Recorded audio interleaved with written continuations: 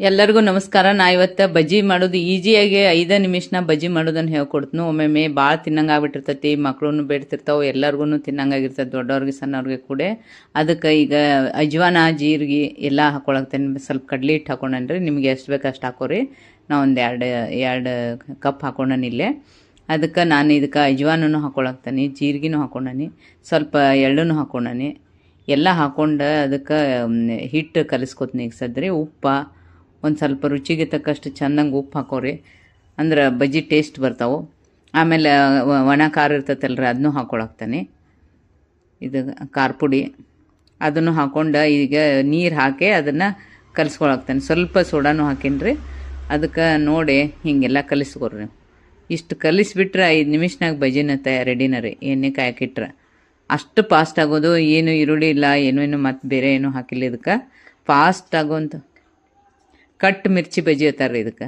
ಒಂದು ಸ್ವಲ್ಪ ಸೋಡಾ ಹಾಕೊಳ್ಳೋದು, ಒಂದು ಸ್ವಲ್ಪ ಉಪ್ಪು ಹಾಕೊಂಡು ಅದಕ್ಕೆ ಕಟ್ ಮಿರ್ಚಿ ಬಜ್ಜಿ ಅಂತಾರೋ. ಖಾರ ಇದಕ್ಕೆ ಹಾಕಿರ್ತತಿ, ಆದ್ರೆ ಮಿರ್ಚಿ ಬಜ್ಜಿ ಮಿರ್ಚಿ ಕಟ್ ಮಾಡಿ ಅದ್ರೊಳಗೆ ಎದ್ದು ಇದನ್ನ ಹಾಕಿಬಿಡಿದ್ರಿ. ನೋಡಿರಿ ಎಷ್ಟು ಈಸಿಯಾಗಿ 2 ನಿಮಿಷನಾಗ ಹಿಟ್ಟು ರೆಡಿ ಆಯ್ತು. ಈಗ ಒಂದು ಸ್ವಲ್ಪ ಆಯಿಲು ಕಾಯಕ್ಕಿಟ್ರೆ ಬಜ್ಜಿ ರೆಡಿನೇ ಆಗಿಬಿಡ್ತಾವೆ. 5 ಮಿನಿಟ್ ಒಳಗೆ ನೀವು ಬಜ್ಜಿ ಮಾಡಿ ಕೊಟ್ಟು ಬಿಡ್ಬೋದು. ನೋಡಿರಿ ಈಗ ಹಿಟ್ಟು ಕಲಸೋದಂತೂ ಮುಗೀತು. ಈಗ ನಾನು ಮಿರ್ಚಿ ಕಟ್ ಮಾಡ್ಕೊಂಡು ಇಟ್ಕೊಂಡಾನೆ. ಒಂದಿಷ್ಟು ಕಟ್ ಮಾಡ್ಕೊಂಡು ಇಟ್ಕೊಂಡ್ರೆ ಈಗ ಎಣ್ಣೆನೂ ಕಾಯಕ್ಕೆ ಹಾಕಾಕತ್ತಾನೆ.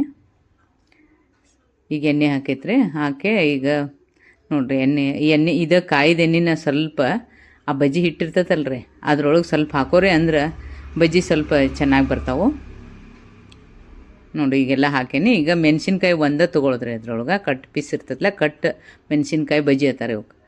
ಒಂದು ಮೆಣಸಿನ್ಕಾಯಿ ತೊಗೊಳೋದು, ಒಂದು ಬಜ್ಜಿ ಮಾಡೋದು, ಒಂದು ಮೆಣಸಿನ್ಕಾಯಿ ತೊಗೊಳೋದು, ಒಂದು ಬಜ್ಜಿ ಮಾಡೋದು.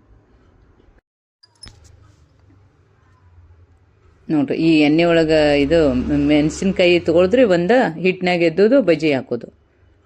ಭಾಳ ಟೇಸ್ಟ್ ಆಗಿರ್ತಾವ್ರಿ. ನಾವು ಇಬ್ಬರೇ ಇರೋದ್ರಿಂದ ಸ್ವಲ್ಪ ಕ್ವಾಂಟಿಟಿ ಕಡಿಮೆ ಮಾಡ್ಕೊಳಕ್ತಾನೆ ನಾನು. ನೋಡಿರಿ ಬಜ್ಜಿ ರೆಡಿ ಆಗ್ತಾವೆ. ಈಗ ಫಸ್ಟ್ ಕ್ಲಾಸ್ ಟೇಸ್ಟ್ ಬರ್ತೈತೆ ರೀ ಇದಕ್ಕೆ. ಯಾಕಂದ್ರೆ ಮೆಣಸಿನ್ಕಾಯಿ ತಿನ್ನೋರಿಗೆ ಮೆಣಸಿನ್ಕಾಯಿ ತಿಂತಾರೆ, ಇರಲಿಲ್ಲ ಅಂದ್ರೆ ಅದು ಖಾರ ಅಂತೂ ಹಾಕಿರ್ತೈತಿ. ನೋಡಿರಿ ಈಗೆಲ್ಲ ಹಿಂಗೆ ಮೆಣಸಿನ್ಕಾಯಿ ಒಂಚೂರು ತೊಗೊಳ್ದೈತಿ, ಒಂದೊಂದು ಬಜ್ಜಿ ಮಾಡೋದು. ಈಗ ಬಜ್ಜಿ ರೆಡಿ ಆದವು ರೀ. 5 ನಿಮಿಷನಾಗ ನಿಮಗೆ ಬಜ್ಜಿ ರೆಡಿ ಆಗಿಬಿಡ್ತಾವೆ.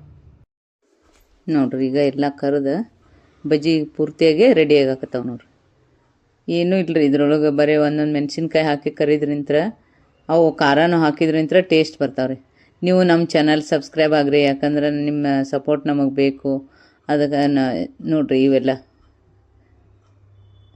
ಹೆಂಗೆ ಬರಾಕತ್ತಾವೆ ಕೆಂಪಾಗೆ. ಒಂದು ಸ್ವಲ್ಪ ಬಣ್ಣ ಬರೋ ತನಕ ಬಿಟ್ಟು ಹಿಂಗೆ ತಗೋಬೇಕಾಗ್ತತೆ. ಅವನು ಭಾಳ ಕ್ರಿಸ್ಪಿನೂ ಬರ್ತಾವ್ರಿ ಇವು.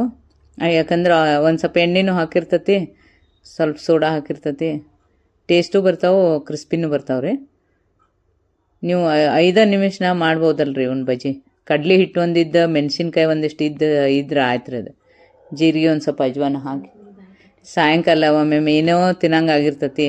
ಸುಮ್ಮನೆ ಬಿಸಿ ಬಿಸಿ ಬಜ್ಜಿ ತಿಂದುಬಿಟ್ರೆ ಹೊಟ್ಟೆ ತುಂಬಿಬಿಡ್ತತ್ರಿ. ನೋಡಿ ಈಗ ಬಜ್ಜಿ ಎಷ್ಟು ಫಸ್ಟ್ ಕ್ಲಾಸ್ ಆಗ್ಯಾವ ನೋಡಿರಿ.